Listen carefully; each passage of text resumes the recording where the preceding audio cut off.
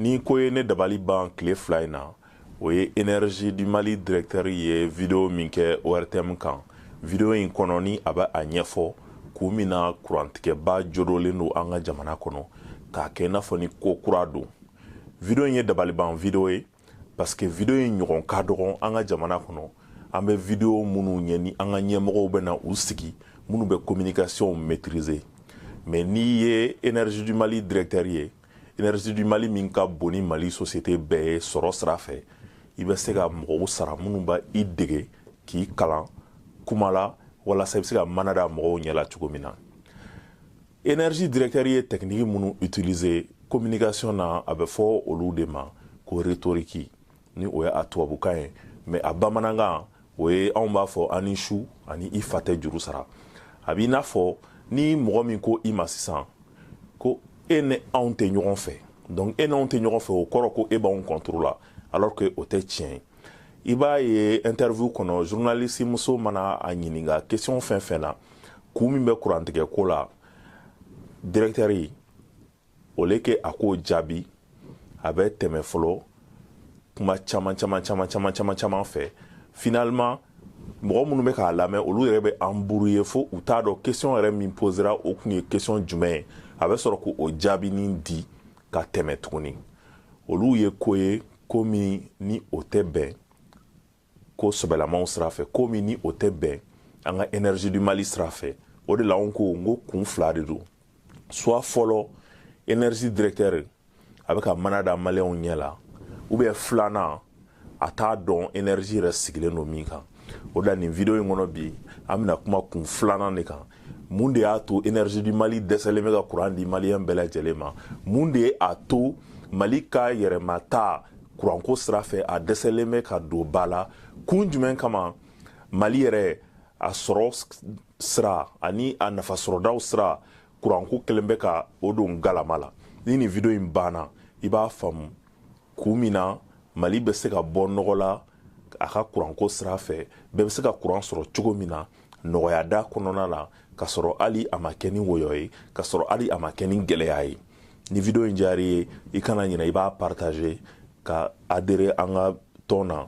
walasa an ka vidéo nataw i bɛ se k'olu sɔrɔ mais i bɛ se ka fɛn caman faamu fana Mali taabolo la et puis an bɛ se ka fara ɲɔgɔn kan ka kɛlɛw kɛ kɛlɛba kelen ye ni an ko k'an bɛ kuma énergie directeur ka vidéo kan an bɛ se ka tile ban a kuma la a ti ban donc vidéo t'o kan mais an bɛna kuma kun min na énergie du Mali bɛ se ka don da la cogo min na kun min na maliyɛn bɛɛ bɛ se ka courant sɔrɔ ani an bɛ degun min kɔnɔ bi degun in daminɛna yɔrɔ jumɛn jɔn ye degun in sunsun bere ye ani degun in yɛrɛ a bɛ profiter jɔn na ani degun in a bɛ jɔn arranger degun in an bɛ kuranko degun min kɔnɔ Mali kɔnɔ bi a bɛ se ka ban cogo di fu bɛ se ka siri a dan na cogo min ni nin vidéo banna i b'a faamu k'a fɔ ko ni an wulila k'an jɔ ni malidenw wulila k'u jɔ fasodenw ka u sen don kow la maliyɛn bɛɛ bɛ se ka kuran sɔrɔ an ka sɔrɔdaw olu bɛ se ka yiriwa ka sababu kɛ kuran bɛ yen ani fana kuran bɛ se ka nɔgɔya bɛɛ ma an ka jamana kɔnɔ o kuma masuru ye jumɛn ye kuran ka nɔgɔya bɛɛ ma o tɛ ko kura ye o tun fɔra ka tɛmɛ mɔgɔw ye o kuma fɔ an ka jamana kɔnɔ olu tun bɛ baara la énergie du Mali yɛrɛ kɔnɔna na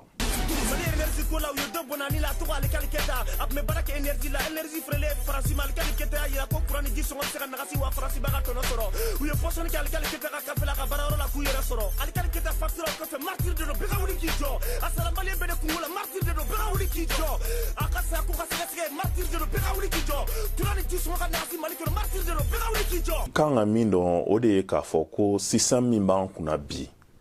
tant que système min daga ma taga bɔ an da la tant que énergie ma falen an ka kɛwalew ka falen courant tɛ bɛɛ labɔ wa courant tɛ nɔgɔya maliden bɛɛ lajɛlen ma mais yanni i k'o faamu an bɛ para ɲɛ kelen kɛ kununko la pour que i k'a dɔn k'a fɔ énergie du Mali yɛrɛ mun ye a se nin dingɛ kɔnɔ n'i y'a ta k'a lajɛ i b'a ye k'a fɔ ko an ka énergie du Mali donc a créera tubabuw de fɛ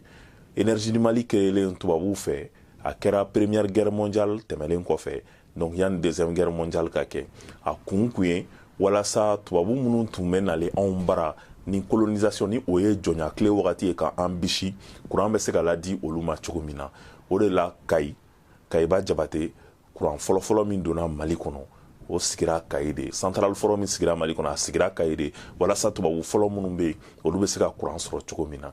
o de ye k'a fɔ ko o société in min nana ni courant ye anw bara min nana ni courant anw ka jamana kɔnɔ première guerre mondiale ni deuxième guerre mondiale cɛ o société u tun b'a fɔ o ma de ko EEAO donc Eau Électricité Ouest Africaine mais o société in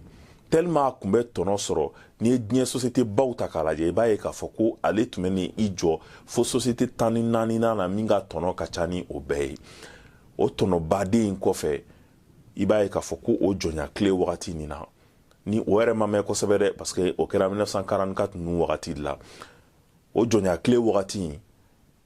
courant a kun kumayanen don ni maliyɛnw ye maliyɛnw tun ni courant man kan courant tun bɛ di tubabuw dɔrɔn de ma donc ni tubabuw taara yɔrɔ min courant bɛ lase yen bon courant in wari sale min tun bɛ da an ka sɛnɛkɛlaw kun komi jɔnya tile kun wagati don donc fɛzɛrɛba tile ninnu wagati tubabu colonisateur faransi colonisateur tun bɛ sale min da an kun o de tun bɛ kɛ ka EEA in sara société in sara donc o société in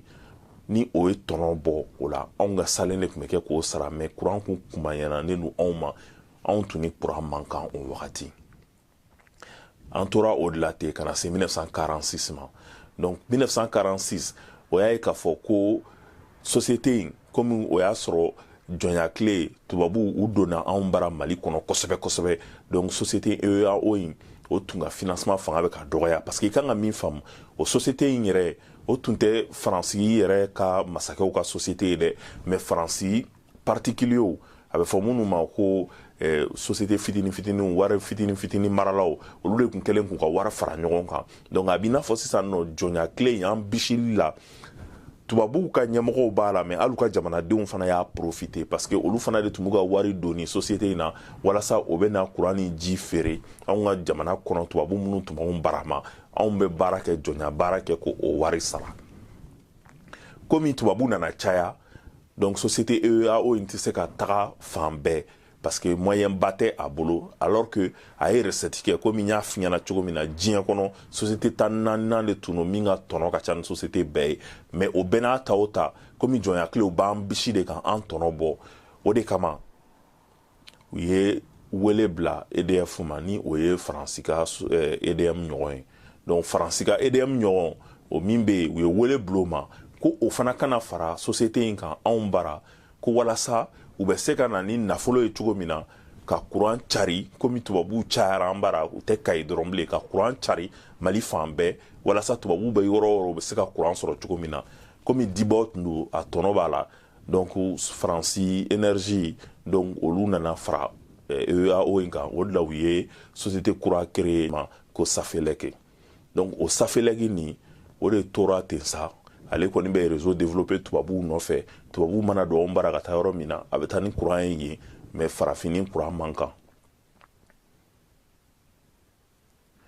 o wagatiw kɔnɔna la 61 wagati donc an ka guide n'o ye Modibo Keyita ye olu ye indépendance ta indépendance talen ka yɛrɛma hɔrɔnya sɔrɔ n y'a f'i ɲɛna cogo min na a bɛ mɔgɔ caman ɲɛna ko a fɔra dɔrɔn ko an ye yɛrɛma hɔrɔnya ta ko tubabuw y'u ka kosow n'u ka kasaw cɛ ka taga a ma kɛ ten u ye juru de don an na o juru sɔrɔla jumɛn fɛ u tora société in donc ni o ye Safelec ye u tora an ka jamana ninnu kɔnɔ maintenant anw bara Gidi de ye a nationaliser Gidi y'a nationaliser mais a nationaliser comme o y'a sɔrɔ centrale damadamani minnu tun bɛ an bara yan ni o tun ye tubabuw ta ye parce que u ko k'olu de ye centrale jɔ hali ni anw de y'a wari sara dɛ jɔnya tile wagati la dɛ k'olu de ka investissement ye centrale ye donc centrale ninnu kɛra i n'a fɔ juru donc o centrale ninnu tora u bolo u ka bolo kan o de la u tora u donna anw ka énergie du Mali créera en 61 Guide fɛ Modibo Keyita fɛ u donna o kɔnɔ i n'a fɔ actionnaire parce que u ka investissement tun bɛ an bara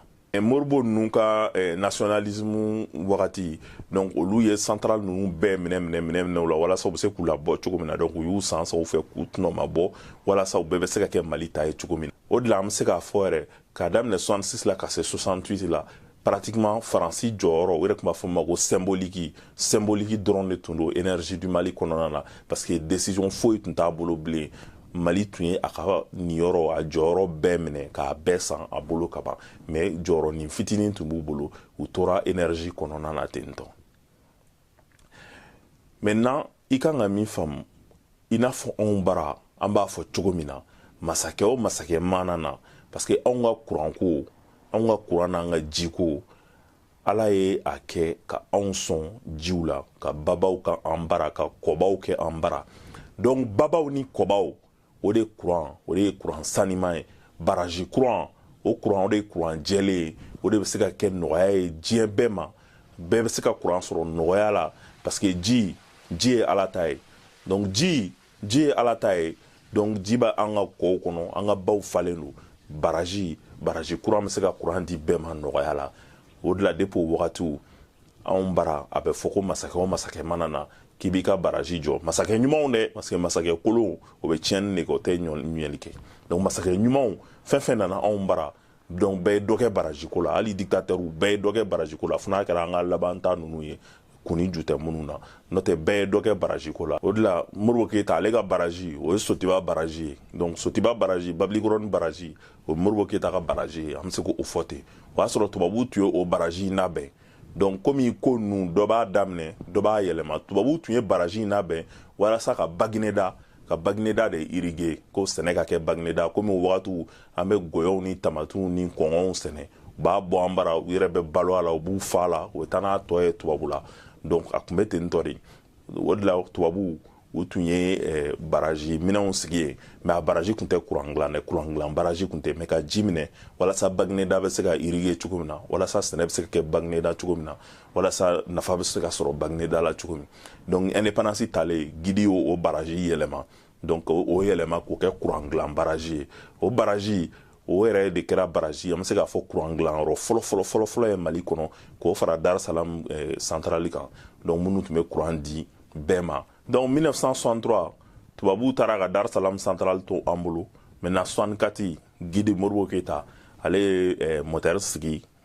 donc Babilikɔrɔni Sotiba baraji la k'o kɛ kuran dilan baraji ye walasa o bɛ se ka kuran di bɛɛ ma turbine sigi o la walasa o bɛ se ka kuran di bɛɛ ma o tɛmɛlen kɔ ka bɔ yen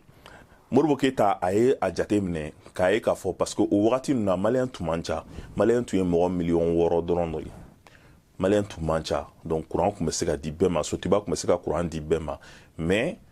o dɔrɔn t'a bɔ Gidi ye Selenge jate minɛ k'a ye k'a fɔ ko Selenge ko kuran bɛ se ka di ni baraji sigira Selenge yɔrɔ caman ma maliden bɛɛ lajɛlen ma ani Mali yɛrɛ a bɛ fɔ ma ko planification électrique c'est-à-dire que jamanadenw bɛna caya cogo min san an ye miliyɔn 20 ɲina san 10 ɲina an bɛna kɛ miliyɔn 25 ye donc o mɔgɔw olu mago bɛna jɔ kuran hakɛ min na k'o jate minɛ u bɛna sigi yɔrɔ minnu na k'o jate minɛ ka kuran dilan yɔrɔw labɛn o yɔrɔw kɛrɛfɛ donc olu tun ye o baaraw jate minɛ donc o baaraw jate minɛlen de o de la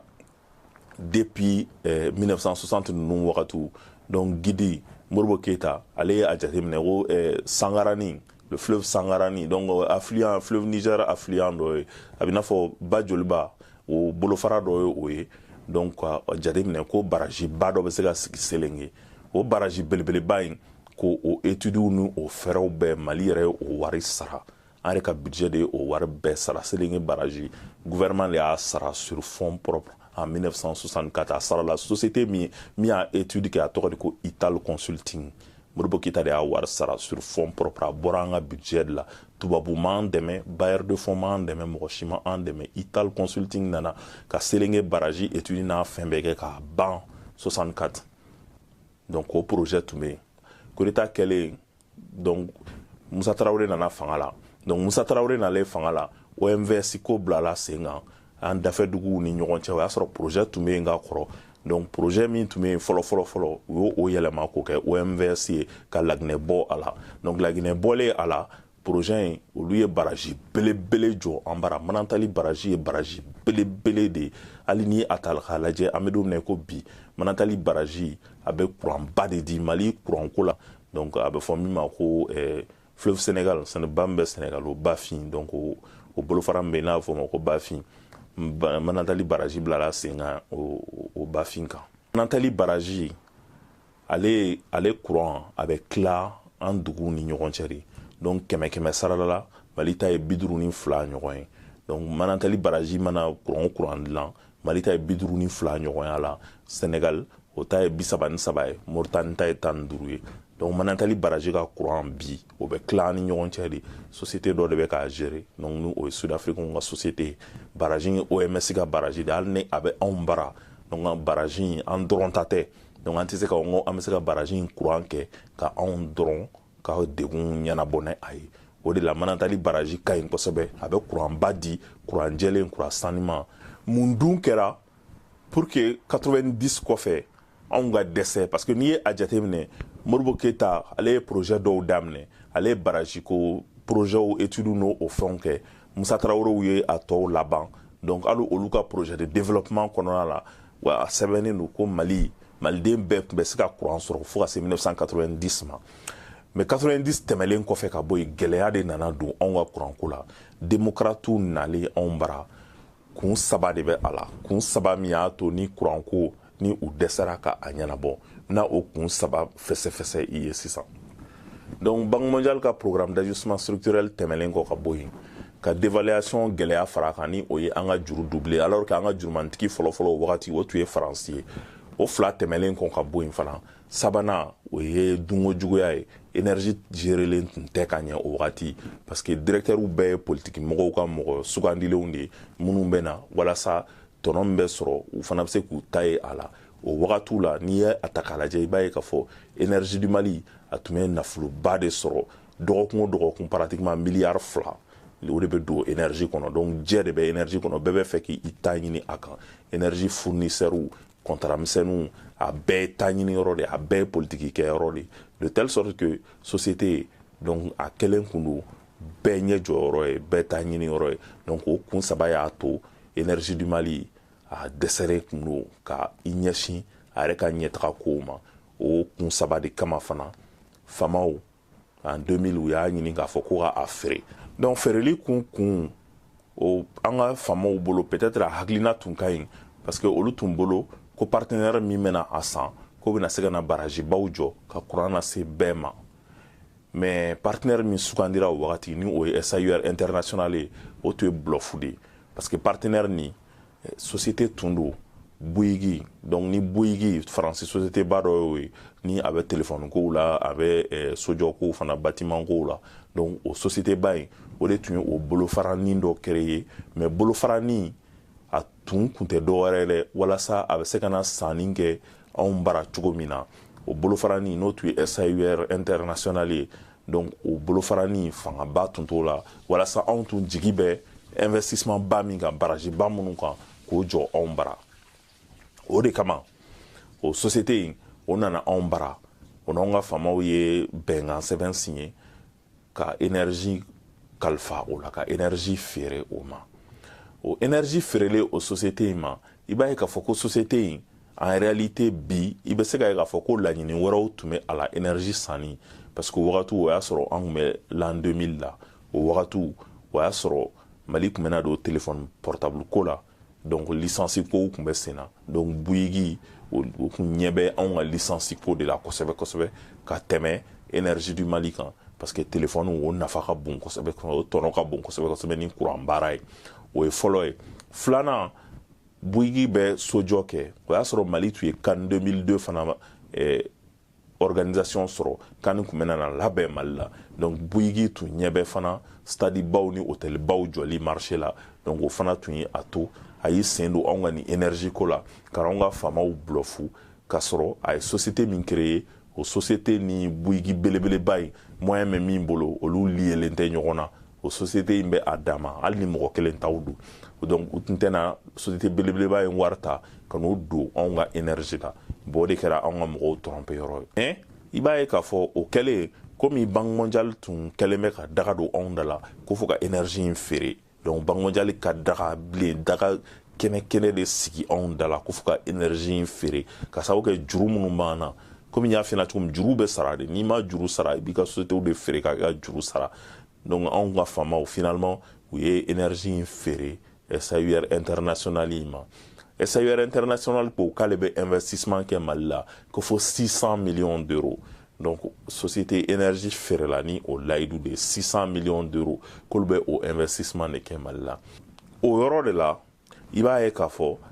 ni ye SAUR international mɔgɔw lamɛn ani ni anw ka o wagati faamaw lamɛn u ka kumaw u bɛ fɔ ɲɔgɔn kɔ kosɛbɛ donc SAUR international mɔgɔw b'a fɔ ko olu tun ye investissement donc olu tun ye baara daminɛ k'olu ye baara daminɛ réseau kɔnɔna la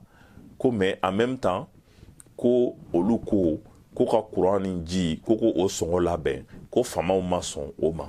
parce que ko olu tun ka baara kɔfɛ k'olu tun bɛ ka perte sɔrɔ courant ni ji la bon ni du y'a olu lamɛn i b'a ye k'a fɔ u ko k'olu nakunba dɔ fana ye k'o ye Manantali baraji ye ko parce que ko tellement que Manantali baraji ko n'o labɛnna k'o maintenance n'o fɛnw kɛ k'o capacité bɛ se ka courant di Mali bɛɛ ma ko f'olu bɛ taa courant tɔ feere Côte d'Ivoire jamana kan donc o fana tun ye u ka jatew dɔ ye mais o jate kɔfɛ hali n y'a f'i ɲɛna cogo min téléphone ko ani kanu ko o de tun y'u ka motivation ba ye donc u ma kanu sɔrɔ u ma licence sɔrɔ donc u ye u bolo jigin dɔɔni o ye a kun fɔlɔ ye kun filanan fana o ye an yɛrɛ ka faamaw ye politiciens ye parce que o wagati o y'a sɔrɔ kalata tun bɛ sen na donc kalata tun bɛ sen na Alpha Umaru Konare de tun bɛ fanga la donc Alpha Umaru Konare ale ye fanga perdi donc ale tun tɛ se ka présenter bilen donc ATT nana bon ni du y'a jateminɛ ATT ale tun ye campagne kɛ ko ka courant ni ji de nɔgɔya bɛɛ ye donc ATT ka campagne kun ye ko ka courant ni ji di bɛɛ ma ka courant ni ji nɔgɔya bɛɛ ye donc ATT n'ale fanga la donc o kɛra gɛlɛyaba ye SAUR international mɔgɔw bolo kosɛbɛ kosɛbɛ o gɛlɛya o fɔlɔfɔlɔ o sɔrɔla jumɛn fɛ i b'a ye k'a fɔ ko olu ko ka dɔ fara courant ni ji sɔngɔ kan donc ko ka dɔ fara courant ni ji sɔngɔ kan ko parce que ko olu bɛ ka perte komi ni a jateminɛ société privée ale sigikun ye walasa ka tɔnɔ de sɔrɔ k'o tila donc alors que gouvernement sigikun ye walasa nɔgɔya da o bɛ se ka kɛ a ka jamana kɔnɔdenw ye cogo min na o de la i b'a ye k'a fɔ ko n'a fɔra ko ka prix fixé sa ji ni courant prix fixé normalement n'i ye privé ta k'a lajɛ privé bɛ a jateminɛ courant ni ji n bɛ joli don a baara la ani n ye investissement minnu kɛ n ye wari minnu bɔ donc olu ni o wari bɛ ban san 10 kɔnɔ donc o tɔnɔ n b'o tigɛ ka tɔnɔ dɔɔni ta donc n bɛ sɔrɔ ka courant feere n ka clients ma ni o jate ye donc société privée b'a ɲini k'a fɔ i n'a fɔ sanni feere sira fɛ sisan ni n y'a san 20 ale t'a feere 20 dɛ ale b'a ɲini k'a feere 25 bɛ 30 de bon gouvernement ka laɲini tɛ ka tɔnɔ kɛ mais gouvernement ka laɲini ye de k'a feere a ka jamanadenw ma jamanadenw bɛ se ka prix min sara donc ni gouvernement y'a laraka 20 ni gouvernement b'a feere minnu ma n'olu ka sɔrɔ mumɛ bɛɛ lajɛlen ye 30 ye donc gouvernement tɛ se k'a feere olu ma 20 n'o tɛ o ti balo donc gouvernement kan k'a feere olu ma nɔgɔya da la 15 ou 12 donc gouvernement ni u ma ɲɔgɔn faamu o yɔrɔ la parce que u ka laɲiniw tɛ kelen ye kosɛbɛ kosɛbɛ donc o de y'a to banque mondiale y'i pan k'i jɔ tuguni o yɔrɔ la ko prix juste ko prix min kan ka kɛ courant ni ji sɔngɔ ye ko o prix ko o kan ka kɛ prix ye courant ni ji dilan wari bɛnna min ma ko n'a bɛnna dilan wari bɛnna 20 ma ko gouvernement fana tɛ se k'a fɔ ko ka nɔgɔya da kɛ a ka jamana kɔnɔdenw ye ko n'o tɛ ko ni faransi société in k'o tɛ tɔnɔ sɔrɔ ko mais ko o bɛ perdi donc o sira de fɛ i b'a ye k'a fɔ ko ATT donc ATT ale ko finalement ko gouvernement yɛrɛ bɛ société ba in donc olu bɛ tɔnɔ o kan ka tɔnɔ min o bɛ min jɛ perti u b'a fɔ min ma perti donc ale min b'ale ka wari ni a ye min donna a la jɛ ko gouvernement bɛ o wari sara donc gouvernement ye 11 millions d'euros sara Bouygues ka o filiale ye en 2004 donc o kɔfɛ 2003 fana la tuguni gouvernement ye 10 millions d'euros sara donc 10 millions d'euros 11 millions d'euros donc san o san gouvernement bɛ wari de sara o faransi société ye walasa a bɛ se ka courant di an ka mɔgɔw ma cogo min an yɛrɛ ka énergie an yɛrɛ tun bɛ min baara an ye finalement an taara an coron jɔ la jɔ min ni a bɛ n'a fɔ danga quoi ni danga b'an kɔ an taara an kan don jɔ la jɔ min ni an dɛsɛlen don k'an yɛrɛ bɔ a la donc ATT y'a ka campagne kɛ ko ka courant di bɛɛ ma donc ATT ye courant di bɛɛ ma parce que tubabuw ka jate ye courant tun kan ka di minnu bɛ se ka courant sara de donc faamaw waritigiw minnu sigilen don faama quartier la ka courant di yen fantan quartier courant ni ji kana lase yen donc ATT ko ka courant ni ji di maliden bɛɛ lajɛlen ma nɔgɔya la o tun y'ale ka politique ye donc courant ni ji dira bɛɛ ma client nana caya client cayara donc juru sarabalu fana cayara client cayara juru sarabalu cayara énergie fanga nana dɛsɛ donc énergie fanga dɛsɛlen normalement SAUR international ni ale kan ka investissement baw de kɛ donc ale donkan kɛra n'o de k'a bɛna investissement baw kɛ o kuma masuru ye jumɛn ye a kun fɔra a dontɔ ko san 5 kɔnɔna na ko a bɛ courant na se dugu 97 de la san 5 kɔnɔ k'a bɛ courant na se dugu 97 de la mais a takuma wagati SAUR international takuma wagati san 5 kɔnɔ pratiquement san 4 kɔnɔ a kun ye courant na se dugu 30 de la alors que san 5 kɔnɔ a kun kan ka courant na se dugu 97 mais a ye courant na se dugu 30 dɔrɔn de la bon o dugu 30 tɛmɛlen kɔfɛ ka bɔ yen a ma foyi fara an ka capacitéw kan donc a ye i yɛrɛ ta parce que yan'a k'a yɛrɛ ta ale ka jate kɛra jumɛn ye anw bara n y'a fɔ cogo min na anw ka masakɛw bɛ barajiw de jɔ n'i ye baraji jɔ o bɛ courant baden de produit baraji bɛ courant min produit bɛɛ bɛ dɔ sɔrɔ a la ji b'anw bara fan bɛɛ baraji bɛ se ka sigi yɔrɔ baden de études kɛlen don k'u bila donc faamaw b'u ta dɔrɔn ka financement ɲini ka baraji sigi mais baraji sigi o tun tɛ privé ninnu arrangé o tɛ énergie yɛrɛ faama dɔw arrangé parce que n y'a f'i ɲɛna cogo min énergie mɔgɔw ta bɛ sɔrɔ gasoil san ani gasoil marché donc énergie mɔgɔw ka wari bɛ sɔrɔ o de la kosɛbɛ kosɛbɛ ani énergie baarakɛlaw n'a directeurs n'a politiciens minnu sen b'a la a bɛɛ tɛ dɛ mais a fanba minnu kɛlen bɛ k'an coro donc o stratégie in u y'o sɔrɔ SAUR nin de fɛ parce que SAUR ka stratégie ye jumɛn n'i ko i ka baraji jɔ sisan i b'a jateminɛ peut-être que baraji bɛ taga i jɔ miliyari 20 na donc n'i ye baraji jɔ miliyari 20 yanni o miliyari 20 ka don i kun tɔnɔ la feere la i bɛ se ka san 20 kɛ o baara la donc SAUR dun b'a ye k'a fɔ n'olu ye miliyari 20 bɔ u kun ka san 20 kɛ k'u sigi k'o kɔnɔ o tɛ olu arranger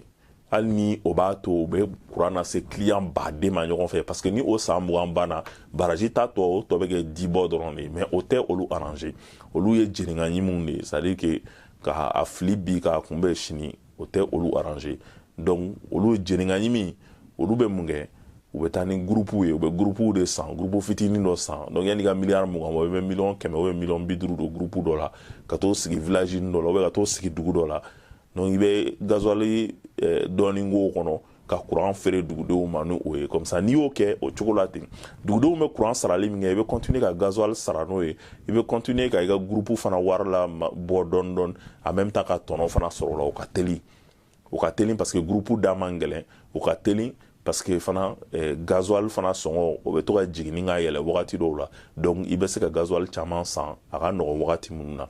donc o tɔnɔ telima mais ni o tɛ anw nafa donc o tun ye SAUR ka stratégie ye SAUR y'o stratégie min bila sen kan donc o de y'a to u ma u sen don baraji ko la anw bara donc baraji courant baraji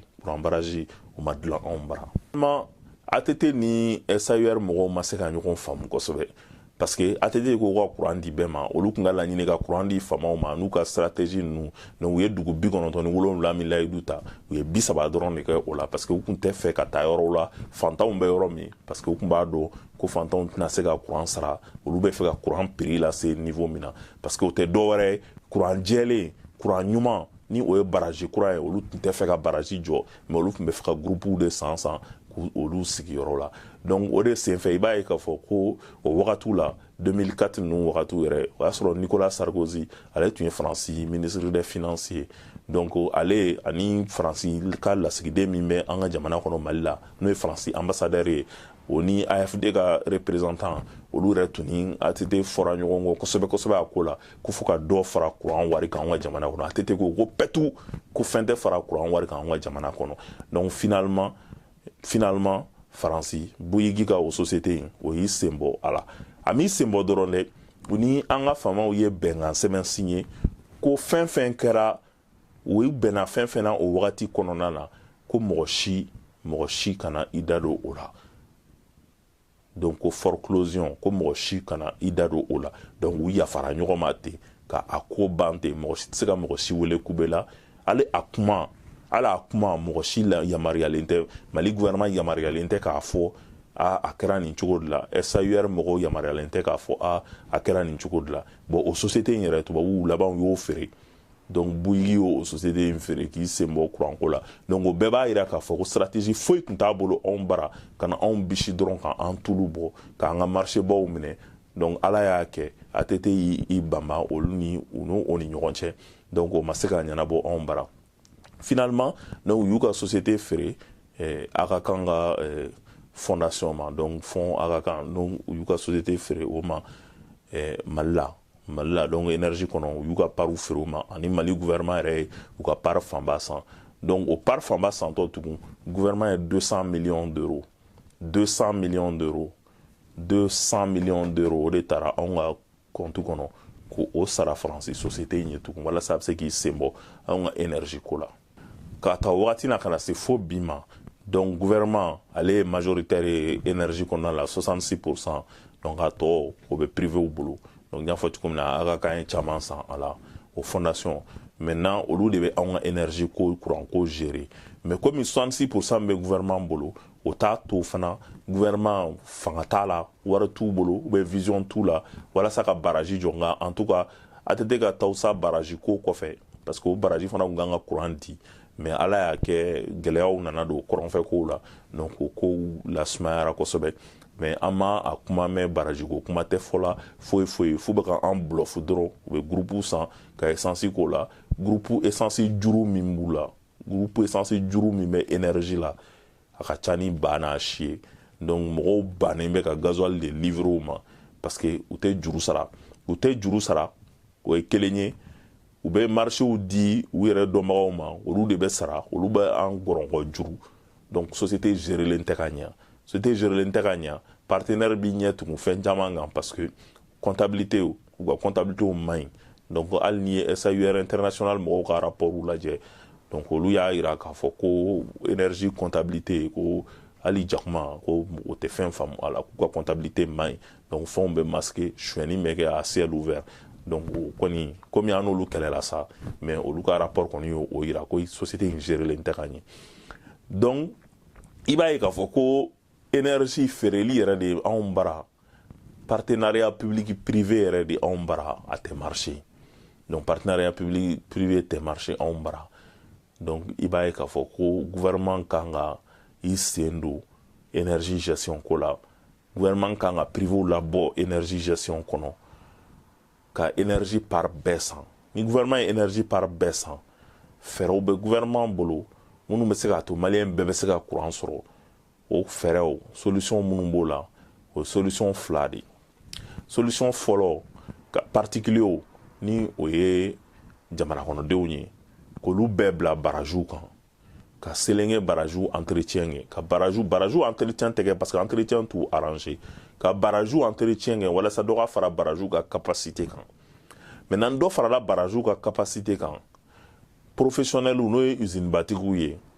k'olu bila groupe kan en attendant que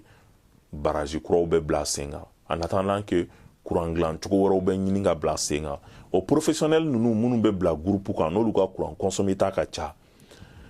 ka commission dɔ sigi sen kan commission ye énergie mɔgɔw b'a kɔnɔ o société ninnu yɛrɛ mɔgɔw b'a kɔnɔ n'u y'u ka facture sara fournisseurs ka suit gasoil feerelaw ka suit gasoil ka feere mɔgɔw ma walasa énergie bɛ se ka courant sɔrɔ ka courant na di groupe la marché ka courant di industriel ma cogo min na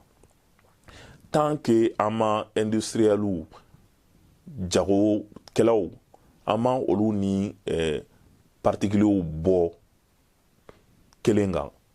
énergie kɔnɔ courant ko ti ɲɛnabɔ parce que jagokɛla ninnu de usine batigi ninnu fanba tɛ courant sara u bɛ wari sara politiciens de u bɛ wari sara yuruguyurugu de kɛ donc o de bɛ an coro énergie directeur ko aw bɛ kabulu tigɛli min kɛ dugu jukɔrɔ ko de b'a to ko courant tigɛ bɛ ka kɛ mais bon énergie directeur ale kɔni ale bɛ ka a ka nasɔngɔ de défend an tɛ jigin ale la mais en tout cas stratégie bɛ yen fɔlɔ mais stratégie min ni o bɛ laban o ye baraji de ye baraji minnu bɛ yen k'olu labɛn baraji kuraw bila sen kan ni baraji bilala sen kan sɛnɛ bɛ kɛ baraji kɛrɛfɛ duguw la sɛnɛ tɛmɛlen kɔfɛ ka bɔ yen courant bɛ di nɔgɔya la mɔgɔw ma o dɔrɔn de ye Mali ka courant ko sira fɛ an bɛ se ka bɔ nɔgɔ la sira ye cogo min na parce que tubabuw tatɔ ko Mali tɛ se ka a yɛrɛ sɔrɔ kuranko sira fɛ parce que Mali ani dugubaw ka jan ɲɔgɔn na n'i ye Niger ninnu lajɛ Niger bɛ kuran sɔrɔ Nigeria fɛ parce que frontière bɛ olu ni ɲɔgɔn cɛ bon ala ma anw ni duguw gɛrɛ ɲɔgɔn na minnu ka kuran capacité ka bon kosɛbɛ k'a fɔ k'olu bɛ se ka kuran feere anw ma mais a y'anw sɔn bajiw la donc tant que an ma baraji kura jɔ n y'a f'i ɲɛna cogo min na tant que président bɛɛ tun bɛ baraji ko de laban Modibo Keyita y'a ka baraji kow daminɛ Musa Tarawele y'a ka baraji kow daminɛ ka a laban Modibo ka baraji kow laban fo 90 donc Mali ka autonomie tun b'a bolo énergie sira fɛ maintenant n'u nalen ka Banque mondiale sen don a la an dɛsɛra o de la sisan an bɛ mun kɛ an b'an sigi k'u lajɛ de wa ou bien an bɛ wuli k'an jɔ an yɛrɛ k'an sen don ko la an k'an ka kuranko minɛ an k'a gérer an ka investissement baw kɛ baraji kow sira fɛ an ka a daminɛ fɔlɔ ka professionnel usine baw ko ni particuliers bɔ ɲɔgɔn na énergie ko sira fɛ ka usine baw bila groupe kan u yɛrɛ k'u ka groupe ko gérer u ni énergie mɔgɔw en attendant que baraji kura ka bila sen kan walasa ka courant d'u ma entre temps ka réseau bonya courant ka di bɛɛ ma nɔgɔya kɔnɔna na pour que o baaraw ka kɛ f'i ka an ka formulaire filɛ nin ye i k'o de rempli i ka fara anw kan an jama bɛ ka caya don o don an jama bɛ ka caya don o don don min na n'an bɔra o don o ye yɛlɛma don ye kana to o don ka f'i kɔ kana to o ka lakale i ye i sen don o la o de la ni video in diyara i ye i b'a partager walasa mɔgɔ caman bɛ bɔ an ka kibaruyaw kalama k'an bɛn